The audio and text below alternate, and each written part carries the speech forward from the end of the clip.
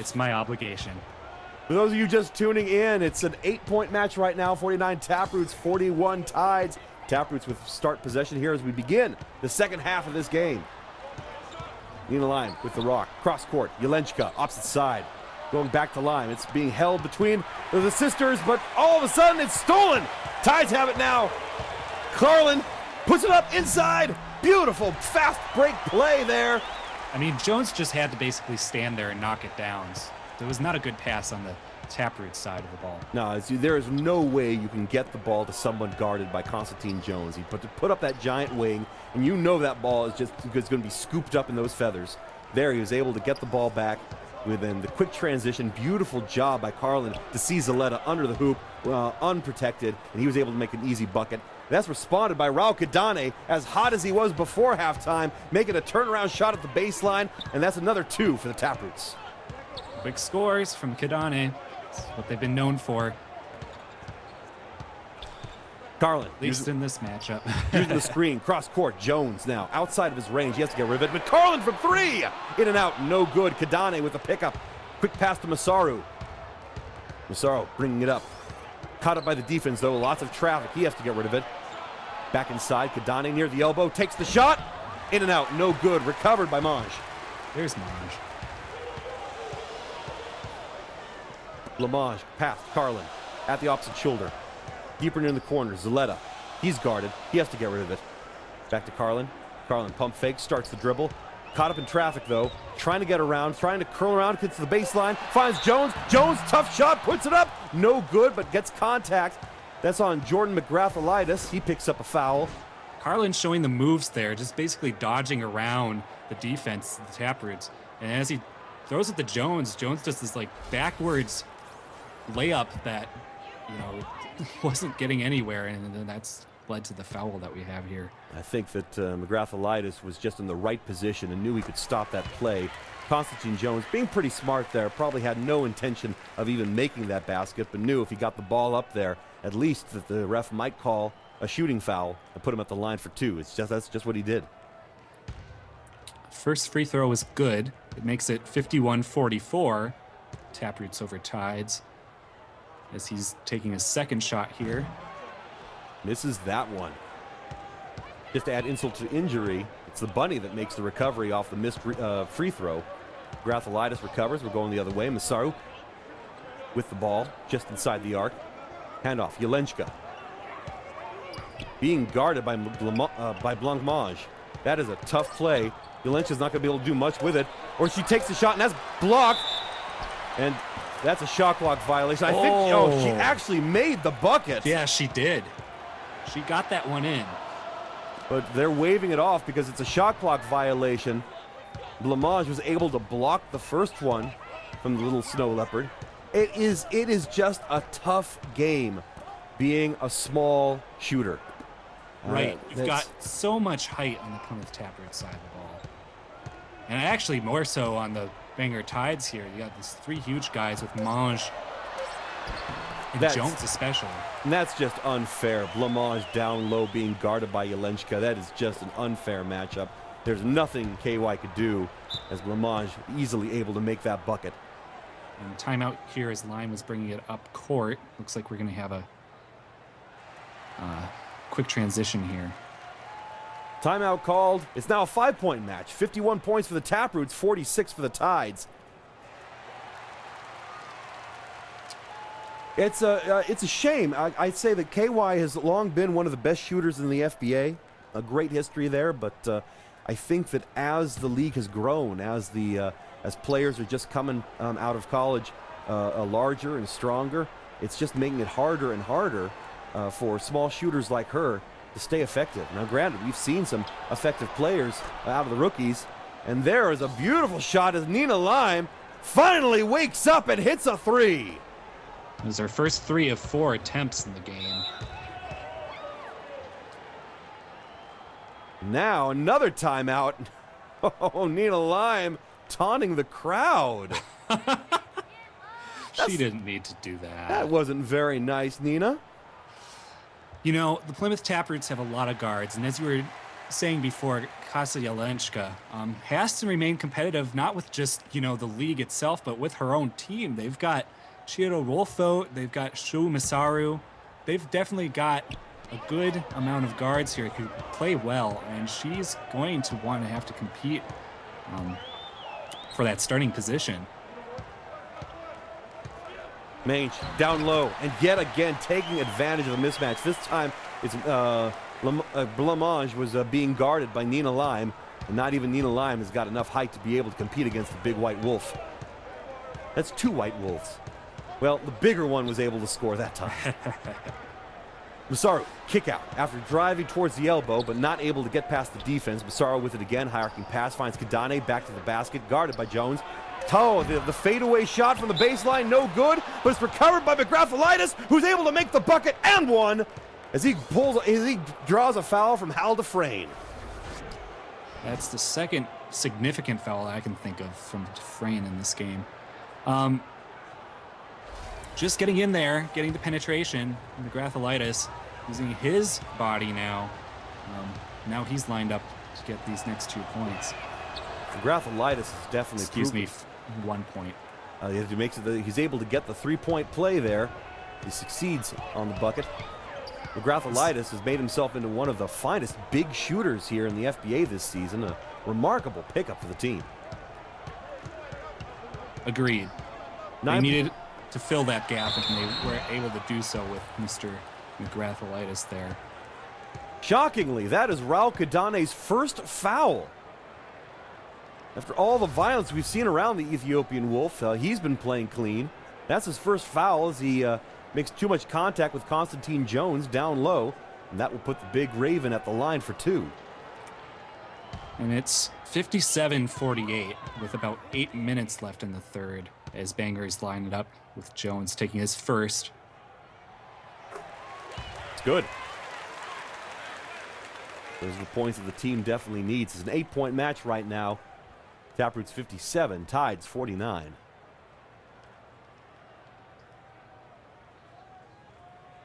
Still that great battle down low between Jones and Kadane. I got to say, that is one of the most exciting parts of this series. I would also probably give that award to the just the gameplay of the guards.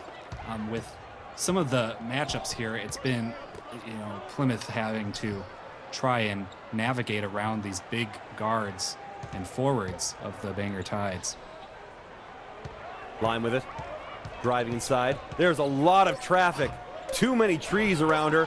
Then a tough play inside. No bucket, though. Knocked over a player, but not able to score. And it's going the other way. Tides have it. Carlin finds Dufresne, and the easy bucket as Dufresne loses no momentum on his way to the hoop.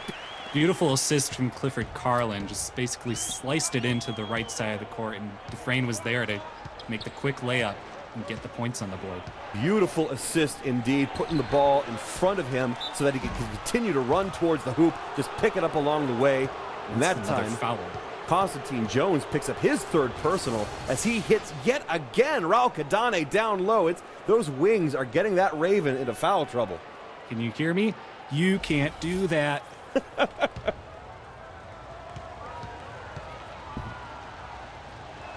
Kadane. Crowd getting a little bit more into this, excuse me. It's a closer game now, but Plymouth here on the line. It's now a 6 points difference between the 2 teams, 58-52. Donnie with the second of 2 shots. He was good with the first. He's been very efficient with his free throws in this series, and this is at a time when they need it. He makes that second one, makes it a 7-point game. Carlin bringing it up. Quick handoff, Jones. Over to Zaletta. Kick out, Carlin near the corner. He has to kick it out even further. Zaletta in the woods, back to Carlin. Near the shoulder. Carlin, pump fakes, back to Zaletta, going back and forth there, finally to Mange. Then Carlin from 3!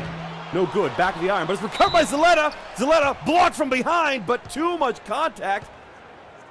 The official thought Nina Lime made too much contact to the paw, so that will be a shooting foul. And that will put Zaletta at the line for 2 as Nina Lime picks up her first personal.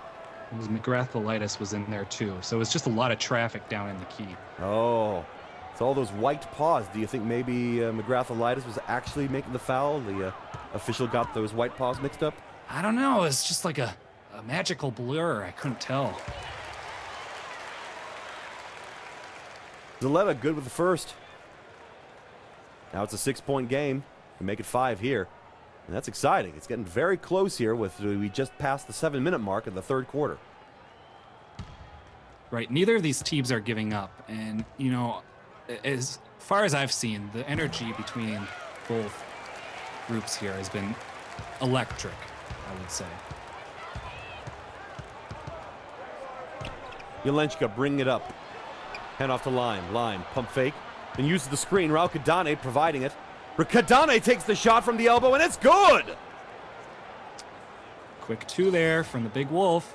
Kadane showing he is a danger from the top of the kennel as well as down low. Marvelous play there. Big arcing pass. Dufresne, deep corner. He has to get rid of it. That's not his range. Defense is on top of him. Goes back to Carlin. Carlin loses it, and it's stolen by Lime! Lime to the races. Zaletta's in front of her. That is quick pass to Masaru. Masaru hook shot, and he gets the kiss off the glass for 2.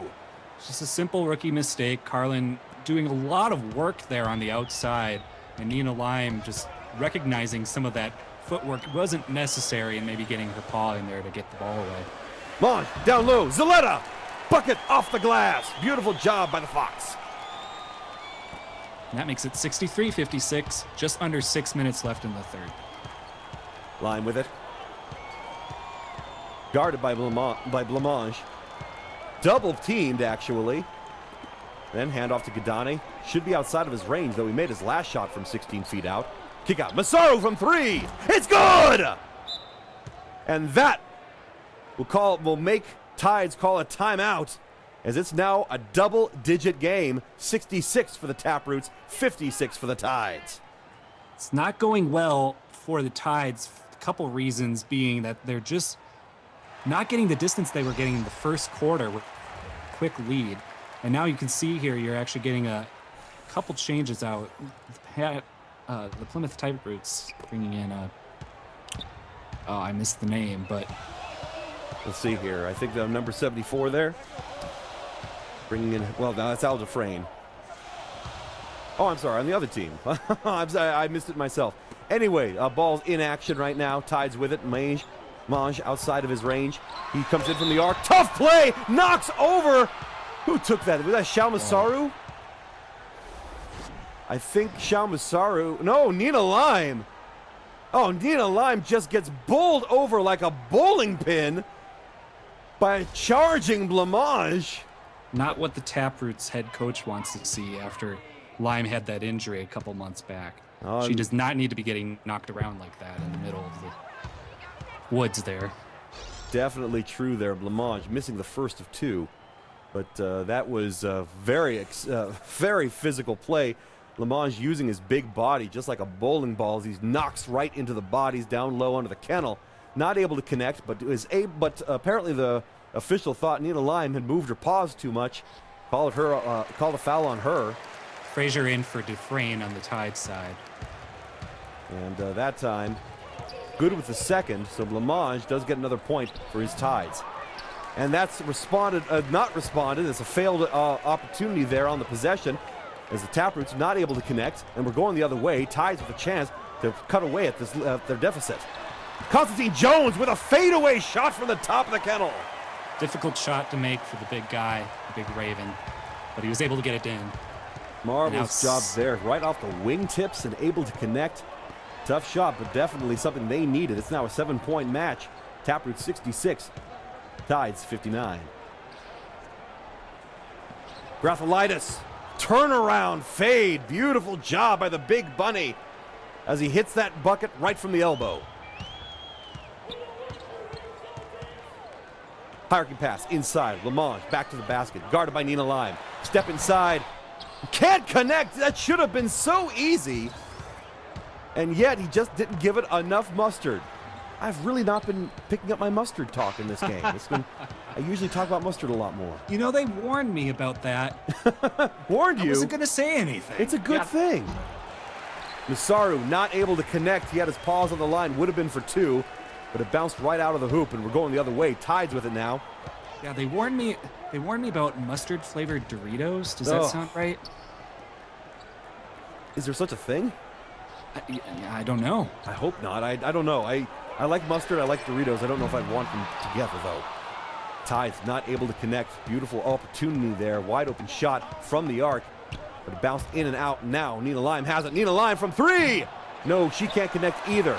Recovered by Carlin. Carlin getting a big shove from the big bunny. McGrath Elias almost knocking the butt off of his paws. He's able to keep his balance, and he keeps moving forward.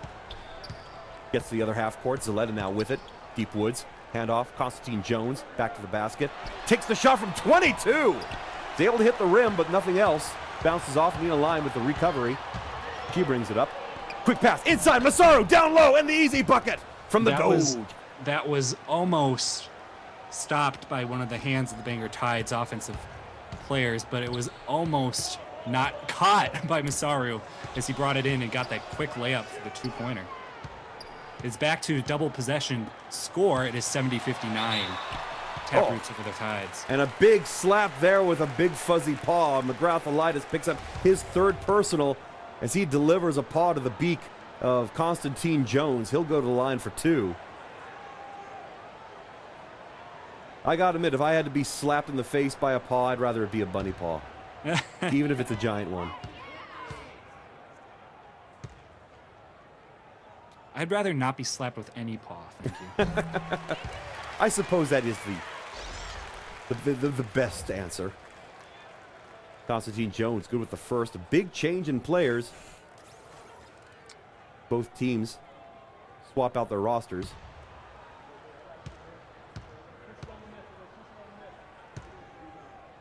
Jones now. And he's good with the second. That will make it back to a single-digit game. It's now 70 Taproots, 61 Tides. And this is Wolfoat bringing it up. One of the new Taproots on the court. Isolating. Loosely guarded. They don't feel he's too much of a danger.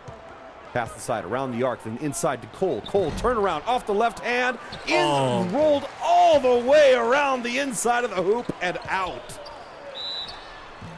Whereas Silverthorne takes the shot, no good, but he's fouled by Joey Geloni. And that will put the Martin just demolished there by the hands of the. It's right in midair too. Oh, Silverthorne took a hit. Oh, the Pine Martin getting struck by the Jaguar. Silverthorne will go to the line for 2. At least the ball didn't go in, so that gives them a chance. But Silverthorne usually very efficient from the charity stripe, and he hits the first, the veteran. Quite solid with his free throws. And they switch out Zuleta for Nomkaki, excuse me. It's probably something else. You know, like I said, we'll find out after this game. It's my mission. Nomkaki? My mission as a reporter is to get the name. Good mission, Willie. I respect this mission. 7-point match after both free throws go down. 70 for the Taproots, 63 for the Tides. Make that 72. As we get another bucket. In there quick. Swishenberger, the one-time MVP, down low as the big tabby is able to get a bucket. Frazier, down low, dunks it in. How about that for a rookie hello to the playoffs? Frazier being one of the newer Bangor Tides on there with the slam dunk. That's so easy with those gigantic arms of his. He just reached up there and was able to tap it in. But it's answered back easily with a 3-ball. Beautiful job there. It's now back to a double-digit game. 75 for the Taproots, 65 for the Tides.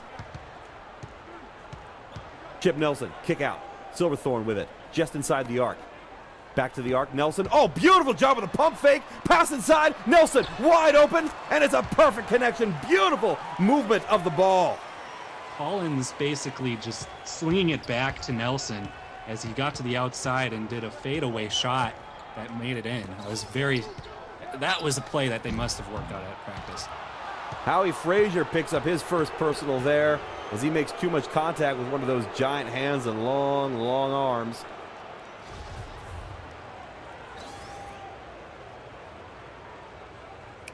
And that will put Courtney Whitelatch at the line. She'll get 2. But yeah, what a great introduction. Howie Frazier, having not put in many minutes so far this game, but gets a dunk very early on, found himself under the hoop, and Big Orangutan able to get those hands easily over the hoop. He has found a place in home, a really nice addition to the Bangor Tides this season, as they looked basically to clean house a little bit. But as you can see there, definitely one of the major pickups there. Being able to dunk, surprisingly, from Howie Frazier's hands was a surprise. I had to look up to make sure I had the name right there. There he is again. We're entering the last 40 seconds of the third quarter, as the Tides are not able to connect, even though they got inside. And then another foul, this time on Silverthorne. He picks up his second personal as he fouls Cheetah Wolfote, trying to go for the quick points. Beautiful effort by Cheetah Wolfote with the double clutch going at the hoop, down underneath in the low kennel. Silverthorne holding on to it, but made too much contact with his arm, and that will put the hybrid at the line for 2.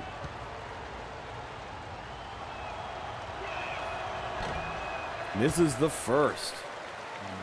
Well, the crowd is definitely, they've got their sticks waving, trying really hard to make sure these Taproots, they know how important this game is for their Tides. Wolfote is not doing well on the line tonight. Not well at all.